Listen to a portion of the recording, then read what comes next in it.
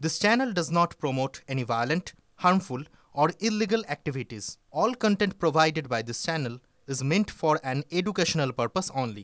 দমদম সংশোধনাগারে বিচারাধীন বন্দির মৃত্যুতে তুলকালাম। সংশোধনাগারের গেটের সামনে বিক্ষোভে ফেটে পড়লেন আত্মীয়রা। অর্থাৎ তার মৃত্যুতে আত্মীয়রা তারা ক্ষোভ দেখাচ্ছেন। একটি খুনের মামলায় মিথ্যে অভিযোগে ফাঁসানোর প্রতিবাদে এই বিক্ষোভ।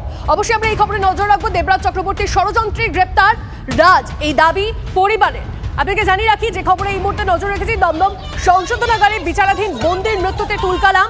সংশোধনাগারের গেটের সামনে বিক্ষোভে ফেটে পড়লেন আত্মীয়রা। এই মুহূর্তে টিভিএন বাংলা এক্সক্লুসিভলি সেই ফুটেজ এসেছে, আপনাদেরকে দেখাচ্ছি সেই ছবিটা। বিক্ষোভ চলছে, একটি খুনের মামলায় মিথ্যা অভিযোগে ফাঁসানোর প্রতিবাদে তুমুল বিক্ষোভ মৃতের পরিবারের। মৃত রাজ দত্ত বাগুইআটির বাসিন্দা। কথা বলবো রঞ্জিত, আমাদের প্রতিনিধি আমাদের সঙ্গে রয়েছেন। রঞ্জিত, পরিবার, ওই মৃতের পরিবার কি অভিযোগ করছে? দেখো তন্নিষ্ঠা, দমদম সংশোধনাগারে চিকিৎসার অভাবে বিচারাধীন বন্দির মৃত্যুর অভিযোগ।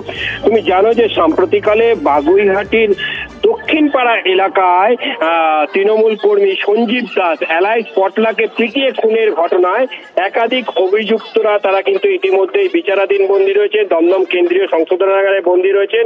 এবং এই বন্দী অবস্থায় রাজ দত্ত 20 বছর বয়সের যে যুবকের অর্থাৎ বিচারাধীন বন্দির মৃত্যু হয়েছে। আর সকালবেলা জেল কর্তৃপক্ষ থেকে বাড়িতে ফোন করে জানানো হয় যে ভোর রাতে রাজ দত্তের মৃত্যু হয়। এরপরেই কিন্তু ক্ষোভে ফেটে পড়েন পরিবারের লোকজন।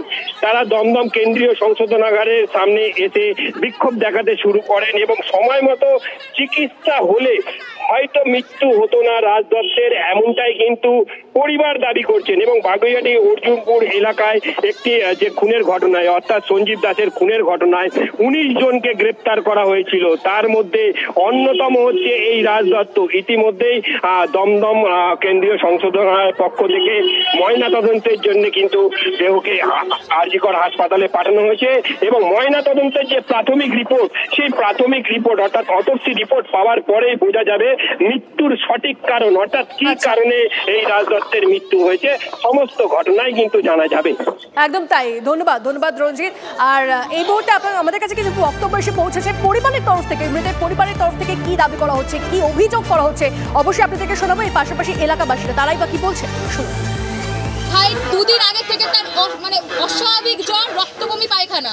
কালকে আমাদের বাড়ি থেকে আবেদন করা হয়েছিল কোর্টে এবং সেটা তারা অ্যাপ্লাই করেছেন এবং জেলারের কাছে এসছে। আমাদের একটাই অভিযোগ, জেলার কেন আমাদের ভাইকে গেল না, মানে আর্জি করে নিয়ে গেল না, কেন এত গাফিলতি কেন? আপনি ভালো আছি, যে ছেলেকে কোর্ট থেকে লিখে দিল শারীরিক প্রবলেম, ওকে ইমিডিয়েটলি ভর্তি করতে হবে আর্জি করে। আমাদের এখানে কেন করলো না? গেটের সামনে কখনো করলো না।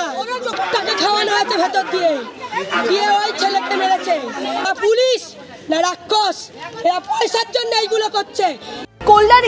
কল্যাণীর হাসপাতালে নিরাপত্তা রক্ষীদের দাদাগিরি, যে খবর আমরা পাচ্ছি, আক্রান্ত খোদ ডেপুটি ম্যাজিস্ট্রেট, মেরে মুখ ফাটিয়ে দেওয়ার অভিযোগ হাসপাতালের কর্মী ও নিরাপত্তা রক্ষীদের বিরুদ্ধে। হাসপাতালে অসুস্থ ভাইকে দেখতে এসে মার খেলেন বিধাননগরের ডেপুটি ম্যাজিস্ট্রেট সুশান্ত কুমার বালা। তাঁর বসতবাড়ি নদিয়া তেহট্টে। অসুস্থ যুবকের ভাই খাবার নিয়ে ঢুকতে গেলে বাধা দেয় হাসপাতালের নিরাপত্তা রক্ষী। আর এই নিয়ে বচসার পরই রক্ষীরা চড়াও হন বলে অভিযোগ। পুলিশ 2 জন নিরাপত্তা রক্ষীকে আটক করে।